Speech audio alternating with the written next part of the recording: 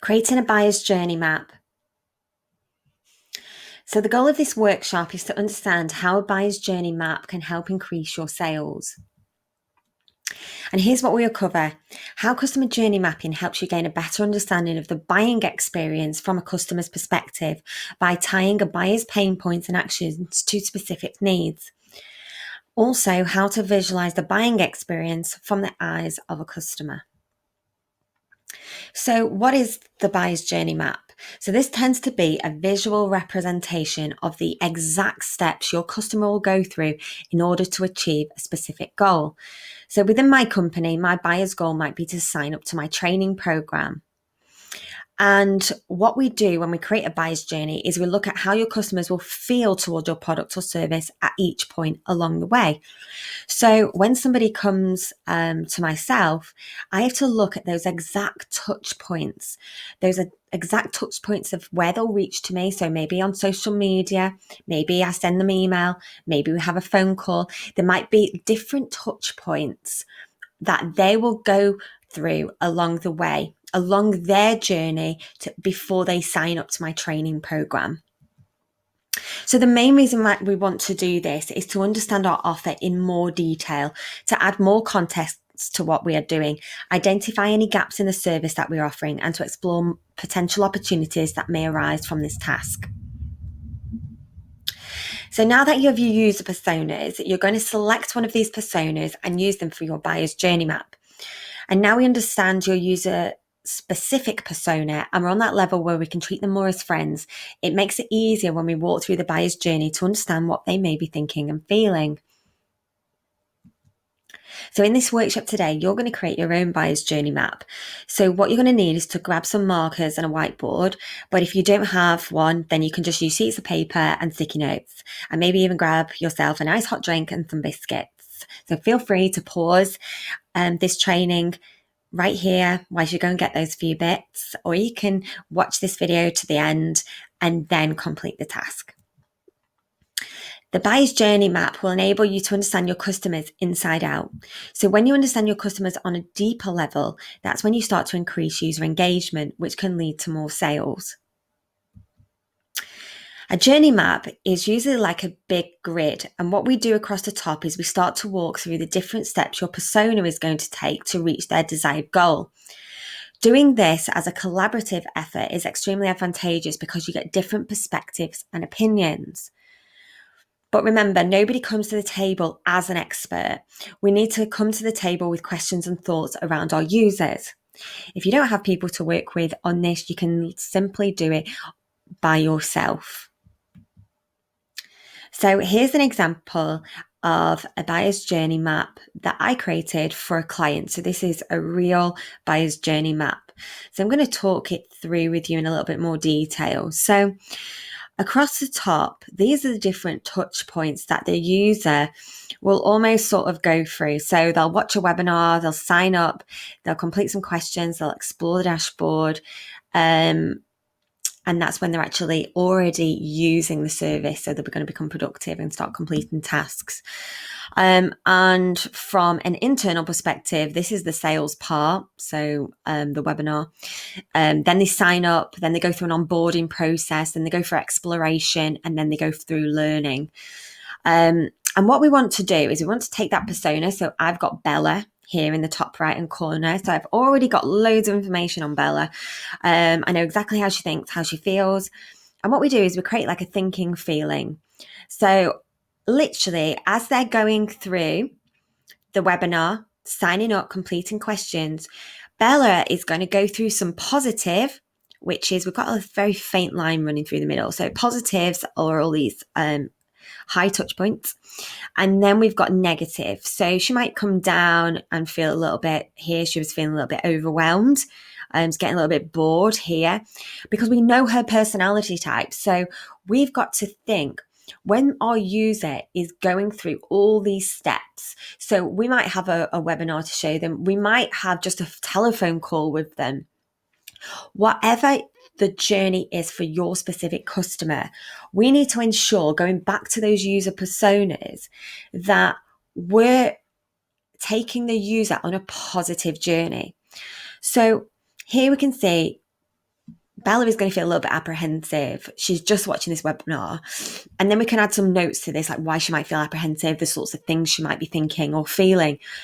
And we do this for every point along the way. She might go through a mixture of emotions. It might not just be two emotions she goes through when she watches the webinar. So as you can see, as she is continuing to watch the webinar, she becomes more intrigued. But this is because Bella is the sort of personality type which is very open-minded. Now, if your personality type is somebody who's very closed, very skeptical, then we might have more of a challenge in this first section. So she might go through more emotions. And what this enables us to do is to be able to look at this and to be able to say, right, okay, how can we stop Bella from feeling this apprehensive feeling? How can we stop her from feeling unsure? How can we stop her from feeling overwhelmed and bored? And how can we improve our offer, improve our journey to make sure Bella is feeling more positive experiences throughout the whole process? Because it almost goes without saying, if Bella is on a journey where she feels positive experiences, every single touch point that she comes into with my business, then she is more likely to put her hand in her purse and make a sale at the point where we need her to. If she's going to be feeling negative experiences, then she's not going to. And this is where so many people actually go wrong with sales, because they just work on assumption and they don't do all of this theory. And this theory and this research and this understanding is absolutely crucial to your success, because what we're doing is we're really understanding the user on such a deeper level. And we know exactly how they're going to think, how they're going to feel because of a specific personality type. And we might do this for 2 or 3 different personalities. And what you actually can do is say, right, I'm going to keep this really simple. I want to focus on one particular user persona type. And I'm going to target that person. I'm going to get that journey absolutely spot on. And then I'm going to move forward. Now, this bottom part is not something that you have to do. It's something that I do because I want to understand how different people will interact with Bella. So we've got a teacher. We've actually got Bella here, so I take Bella on a different journey. So the teacher, first of all, reaches out and then interacts with Bella. Bella will then reach out to the teacher. Bella then reaches out to the company. So these are different touch points of what we want Bella to do and how it will work. So this is more of like a process, internal process. So you might have yourself in here. You might have a sales assistant. You might have customer service. So you can like map out, right, so-and-so would speak to this person first, then Bella would speak to this person. Bella's then going to reach out. We wait for Bella. At this point, Bella's going to send an email, or Bella's going to complete our calendar to let us know what time she wants to book a call, just so you can map out that process. So it's absolutely clear what process you're going through at that point, and then you can make some comments. And this is really great to actually work collaboratively on. So sometimes what you do, if you've not got other people who work in your business, you can actually create what's called a focus group. So you can actually bring people in who are just like your personality type. Remember the screening process that we spoke about earlier on when you're doing sort of interviews and surveys? You can also screen people to be part of a focus group. Focus group would usually consist of 6 to 8 people, no more. And you can hold them online using Zoom or Skype, or you can actually hold them in person. So you can then talk through the different touch points that you believe your persona will go through and get feedback, collaborative feedback. And why it's so important to get multiple people's thoughts is because one person's opinion isn't very relevant.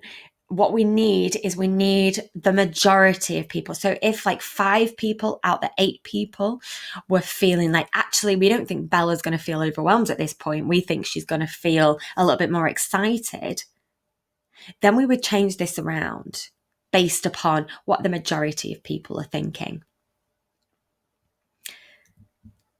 So this is a user-centric approach, and therefore we must put ourselves in the shoes of our user and discuss what our user may do, think and feel, and not what we would do. So that is very different. We use a journey map that details the different touch points that the user may have with different people within your business. For example, if you're booking a flight, you may have different interactions on the website. You may have interactions on email. You may speak to an advisor on the telephone. All of these things need to be documented in the journey map so that we can look at the specific process that the user goes through. So this is the bottom section that I was just talking to you about.